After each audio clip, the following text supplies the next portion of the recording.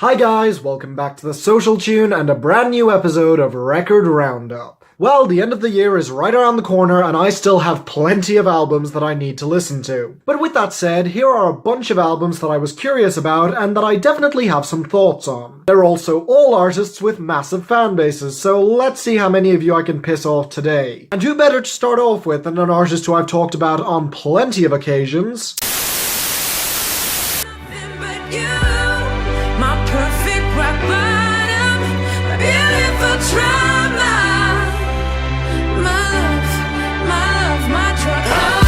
I've gone on record on this channel calling myself a big fan of Pink. However, you may have also picked up on the fact that despite that, I do think she does have some bad songs. During the 2000s, she was one of the most prominent voices in pop rock with a ton of mainstream success. But unfortunately, during the 2010s, she's been less than consistent. And her 2012 album was especially egregious, with terrible cuts like Blow Me One Last Kiss. Although even then, I wouldn't say I completely hate that song or that album. Because if I'm being honest, Pink's incredible voice often makes it very easy for me to forgive her blander songs. So going into this, the question would be less, would I like it, and more, would it be any good? And after listening through Beautiful Trauma multiple times, I'm kind of two minds. On the one hand, I'm not going to deny that I miss a lot of the clever writing and the rock tendencies that made her old stuff so potent. But on the other hand, the writing is still above average and Pink still sounds incredible. She's just slightly shifted her focus, as a lot of these songs are piano ballads, inspirational anthems, and songs about relationships. And I will say, for a pop album catering to the mainstream,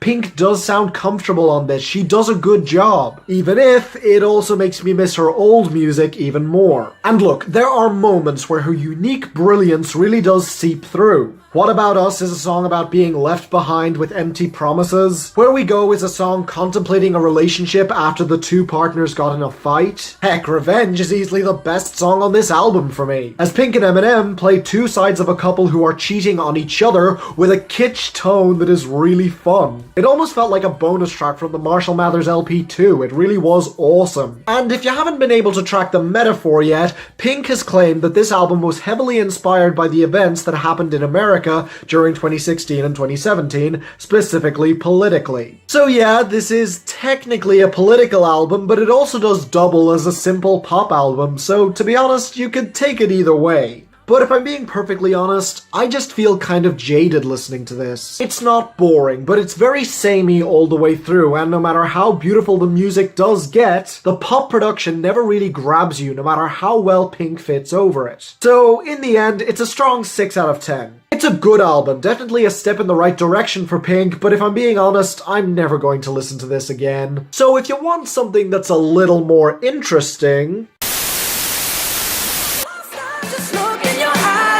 You show me the meaning of life, life. I'm about to piss off a bunch of you.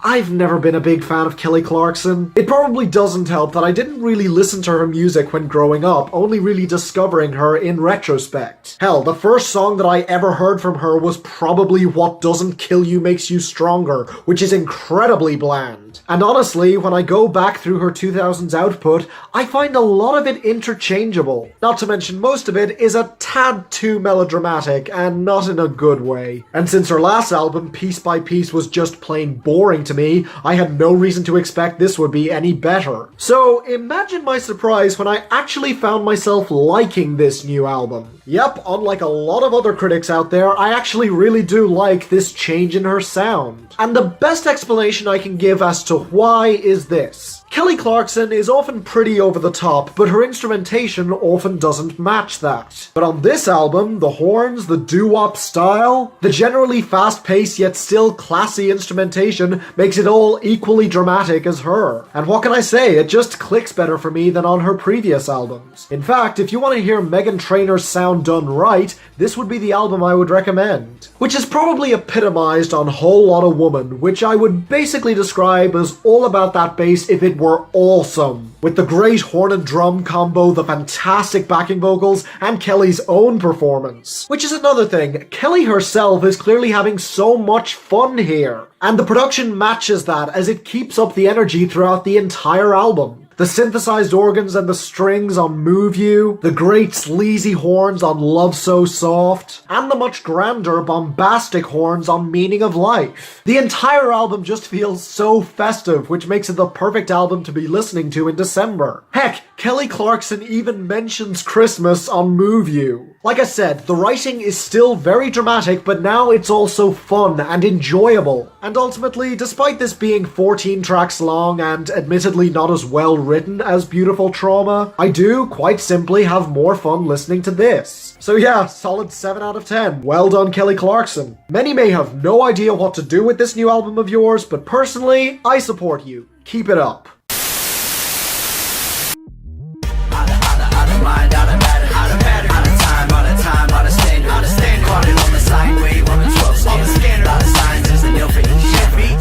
Oh yeah, you'd better believe I was going to review this. And I get the nagging feeling that a lot of you are going to try and skip to the next album review at this point, especially the rap fans out there, when in reality, Shredders is a hip-hop duo made up of two MCs that are far from nobodies. These two are POS and Sims, two rappers from the hip-hop collective Doomtree, who I've already talked about on multiple occasions. POS released his fantastic album Chill Dummy earlier this year, and Sims made one of the best albums of last year. Seriously, it was in my top 5. So, needless to say, these guys definitely deserve your time and respect, as does any project that comes out of the Doomtree camp. And along with those two, we also have the production talent of both Laserbeak and Paper Tiger. And so I was expecting to get yet another great album out of the Doomtree camp, because everything they put out has some quality to it. And considering how quickly this album was put together, especially so soon after the release of the Shredders EP, I was fairly sure that this was just supposed to be a short, lean project with some unrefined but still cool beats and some bars that weren't really looking to do anything. And yeah, that's kind of what I got. This album isn't really looking to make a statement like the two members' previous records. The songs also generally have shorter runtimes, usually just with one chorus and a verse each. With that said though, it still does an excellent job. Our two MCs bring bars upon bars, all of the hooks are extremely catchy, and the production is surprisingly intricate. A lot of the production here is actually very similar to Sims' last album more than ever, so of the two, I would say he does fit better over it. Even though I'll also say that there were no moments that really blew my mind like on More Than Ever. Even though there are still some fantastic songs here like Lion's Mouth, Nia Long, Heater Season, Flipping Cars, Xanthrax, and even the weaker songs here only really have a weaker hook here and there. So ultimately, there's not really much to say about it. It's more a long EP than a full album. So I'm thinking an extremely light 8 out of 10. Definitely give it a listen. They were nice enough to upload the entire thing on YouTube, so go ahead, eat your heart out. Although, I will warn you, while it is great, at this point of the year, it's unlikely it'll make any year-end lists for me. But, if you want a record that has a much higher chance of making that list...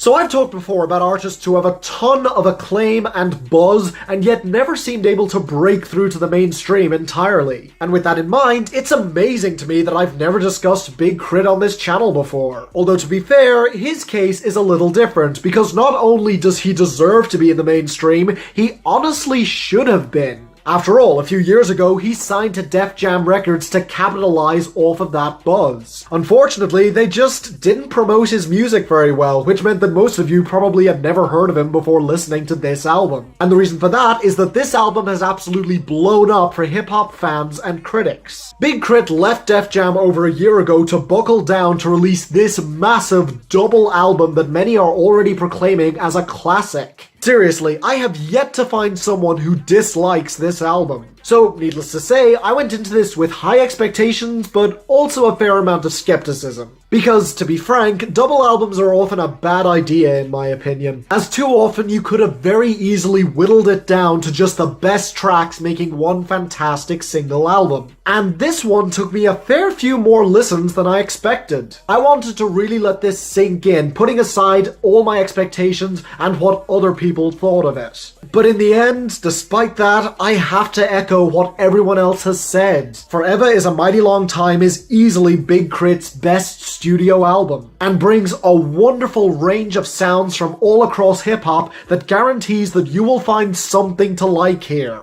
And in a strange twist, although Disc 2 is more conscious, I actually do find myself preferring Disc 1. Sure, it does have the weakest song from the entire double album 1999, which samples Back Dat As Up and features the helium vocals of the Weasel Lloyd, but the song still isn't awful, and the high points more than make up for it. Whether we're talking about the phenomenal Big Bang where T.I. absolutely snaps, to the song Subenstein that knocks hard as hell and features some absolutely fantastic horror samples that fit amazingly. Then you have the phenomenally smooth Layup, the tragic and fantastic Get Up to Come Down where Sleepy Brown does a great job, but CeeLo Green actually surprised me even more as he absolutely goes off in a savage verse that caught me completely off guard. Even the sampling on songs like 1999 and Ride With Me feels like a man who loves hip-hop paying homage to its culture, which is later emphasized even more on the beautiful aux chord. And Get Away leads us very nicely into our second disc as it reflects on all the bullshit that is toxic to Big K.R.I.T. And if you thought that disc 1 started out well with the track Big K.R.I.T., Justin Scott definitely gives it a run for its money, as it's a beautiful and orchestral instrumental piece with gospel touches that really did take my breath away. And as for the second disc as a whole, it's much more self-reflective, mainly dealing with Big K.R.I.T's relationship with his music and his fame. From the suspicion that people, and especially family, treat him with on Price of Fame, to the vices and coping mechanisms that he stoops to on drinking sessions, to his struggle against those vices on Keep the Devil Off. But personally, I feel the song that epitomizes these emotions is Mixed Messages, where he deals with the duality of his music, especially when it comes to his relationship with money and women. And then of course you have Miss Georgia Fornia,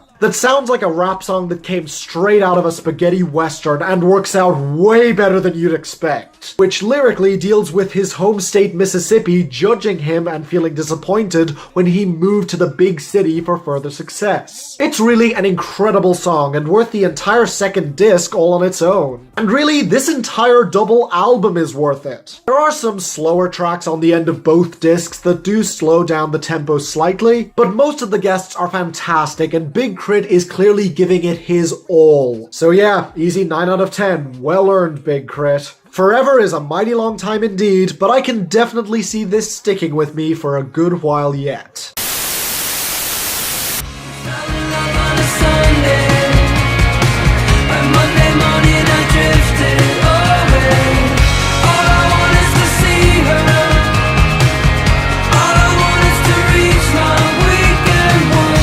And finally, let's discuss Weezer's Pacific Daydream.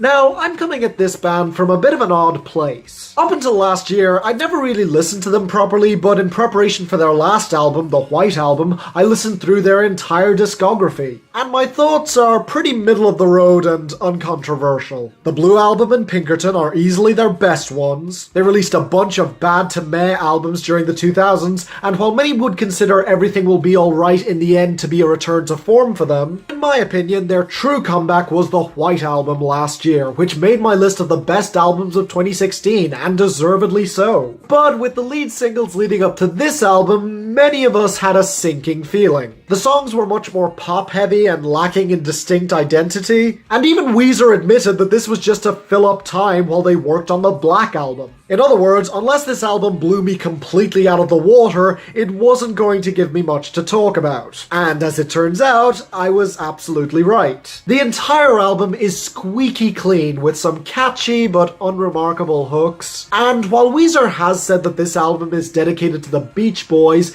they don't really mimic them musically or lyrically in any way, with only one track actually being about the band itself. But what annoyed me personally was that it doesn't even sound like a Weezer album. With the exception of one or two songs, the lyrics just aren't distinct. The production could have come from any number of pop albums. And even Rivers Cuomo himself is half-assing it, as he never goes over the top in that way that can be so charming. I won't even say the album is bad, it's just completely generic and forgettable. So yeah, as you'd expect, it's a light 5 out of 10. It really is one of those albums that goes in one ear and out the other. It's entirely inconsequential. And so, that was Record Roundup. Sorry about my voice, I was out late last night and I haven't been feeling well in general, plus I'm moving today so I'm actually very busy as it is. But either way, I know you guys don't care about that, I hope that it wasn't too distracting in this video. Just so you know, the next Record Roundup is going to be the last one before the big Record Roundup finale for the end of the year. So if there are any more albums that I haven't yet reviewed in 2017, they're probably going to be in that final one.